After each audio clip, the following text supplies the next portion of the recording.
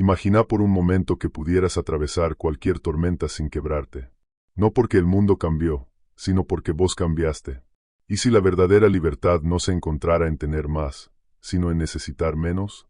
Hoy vas a descubrir las lecciones estoicas que pueden cambiar tu vida para siempre. Pero no esperes frases vacías o ideas místicas. Lo que vas a escuchar es práctico, crudo y directo. Son enseñanzas que nacieron en la adversidad, en cárceles, exilios, guerras, enfermedades. Y que, sin embargo, sobrevivieron más de 2000 años. Porque siguen funcionando. A lo largo de este video, vas a conocer 5 ideas del estoicismo que, si las entendés de verdad, si las vivís, te van a transformar. Pero cuidado, estas ideas no son cómodas. No buscan agradarte. Buscan despertarte. ¿Estás listo? Capítulo 1. No controlas nada, y eso es liberador. Imagina que estás en una pequeña barca, en medio del océano. El viento cambia, las olas te sacuden, el cielo amenaza con tormenta. ¿Te enojas con el mar? ¿Intentás gritarle a las nubes para que paren? No, porque entendés que eso no está bajo tu control. Tu única responsabilidad es remar. Epicteto lo dijo mejor que nadie. Hay cosas que dependen de nosotros, y cosas que no.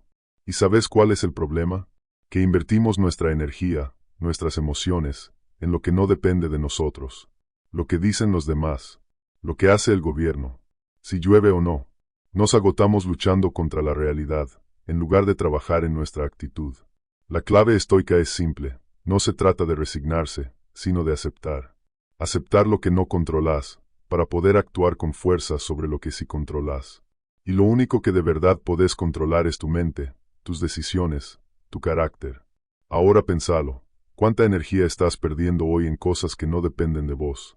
¿Y qué pasaría si esa energía la usaras para fortalecerte, para crecer, para avanzar? Capítulo 2. El dolor es inevitable. El sufrimiento es opcional. Imagina que estás caminando descalzo y pisas una piedra. Duele. Ese es el dolor físico, inevitable, parte de la vida. Pero si después te sentás en el piso, te quejas durante horas, culpas al mundo y revivís ese momento 1000 veces en tu mente, eso ya no es dolor. Eso es sufrimiento. Y lo elegiste vos. Los estoicos entendieron esto mejor que nadie. Séneca escribió, sufrimos más en la imaginación que en la realidad. La mente humana tiene el poder de agrandar las cosas, de hacer de un problema algo insoportable. Pero también tiene el poder de reducirlo, de afrontarlo, de aprender de él. ¿Te pasó alguna vez de tener miedo por algo que nunca pasó? ¿De quedarte atrapado en pensamientos oscuros que te alejaban del presente? Ese es el sufrimiento que creamos. No es real. El estoico no busca una vida sin dolor. Busca una vida con coraje. Porque el dolor, cuando lo enfrentas con dignidad, se convierte en fuerza. Pregúntate, ¿cuántas veces sufriste más por lo que imaginaste que por lo que realmente ocurrió? ¿Y qué pasaría si empezaras a mirar al dolor como un maestro, no como un enemigo? Capítulo 3. La opinión de los demás no define tu valor. Imagina que estás caminando por una calle llena de espejos deformes. En uno sos demasiado alto, en otro sos grotesco, en otro apenas te reconoces. Así son las opiniones de los demás, distorsionadas, cambiantes, ajenas a la realidad. Pero si empezás a vivir según esos espejos, perdés tu verdadera forma. Marco Aurelio, emperador y filósofo, lo dijo con claridad brutal. No te dejes atrapar por la alabanza o la crítica. Ni una ni otra dicen quién sos. La sociedad nos enseña a buscar validación, a perseguir aplausos, a tener miedo del rechazo. Pero el estoico sabe que la opinión externa no puede cambiar lo que uno es por dentro. ¿Querés saber cuán libre sos? Pregúntate cuántas decisiones tomás por miedo al que dirán. ¿Cuánto de lo que haces es para encajar, para complacer, para no desentonar? La libertad verdadera empieza cuando dejas de pedir permiso para ser vos mismo. Y ahí va una pregunta incómoda. ¿Estás viviendo tu vida, o la que los demás esperan de vos? Capítulo 4. Memento mori, vas a morir. Y eso es un regalo. Hay una verdad que todos compartimos, aunque pocos se atreven a mirarla de frente. Vamos a morir. Vos, yo, todos los que amás. Pero lejos de ser algo oscuro, para los estoicos, recordar la muerte era la clave para vivir de verdad. Memento mori significa recuerda que vas a morir. no como una amenaza, sino como un recordatorio sagrado.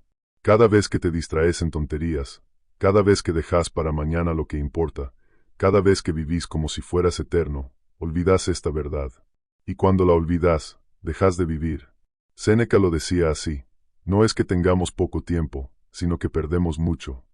La muerte no es el final trágico, es el límite que da forma a la vida. Imagina que te quedan solo 24 horas. ¿Seguirías peleando por lo que peleas? ¿Seguirías posponiendo lo que sabes que tenés que hacer? Recordar tu muerte te devuelve al presente.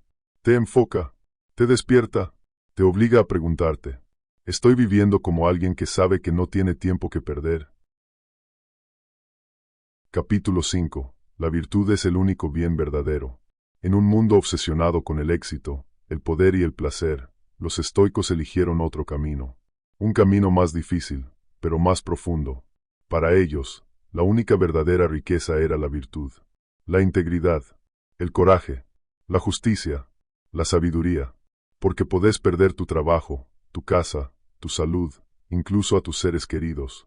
Pero lo único que nunca podés perder, si decidís conservarlo, es tu carácter. Y eso es lo que te define. Epicteto decía: no busques que los hechos ocurran como querés. Desea que ocurran como ocurren, y vivirás en paz. Pero esa paz no es pasividad. Es poder interno. Es elegir actuar con honor, incluso cuando nadie mira. Es ser la misma persona en la victoria y en la derrota. Y esa es la gran diferencia entre vivir bien y simplemente sobrevivir. No importa si sos rico o pobre, famoso o desconocido. Si actúas con virtud, si sos dueño de vos mismo, entonces estás viviendo con grandeza. ¿Y vos? ¿En qué estás basando tu valor hoy? ¿En lo que tenés o en quién sos? Ahora podés ver el mapa completo.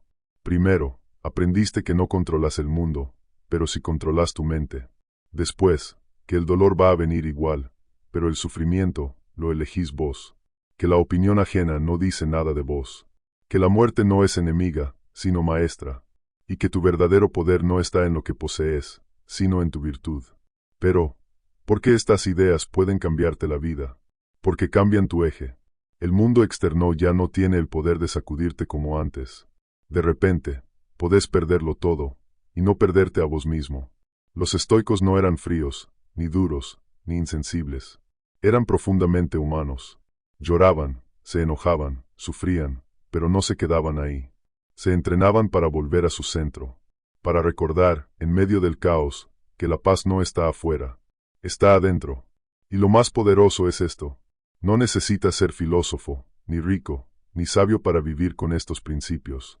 Solo necesitas decidir. Decidir, cada día, actuar según tu razón, no tus impulsos. Elegir el coraje, cuando el miedo quiera dominarte.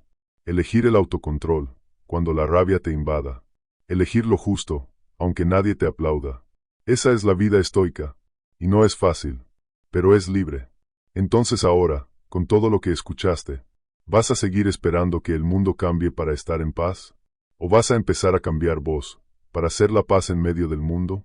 Recordá esto: tu libertad no empieza cuando todo está bien. Empieza cuando podés estar bien, incluso cuando todo va mal. Y ahí, justo ahí, comienza la verdadera transformación.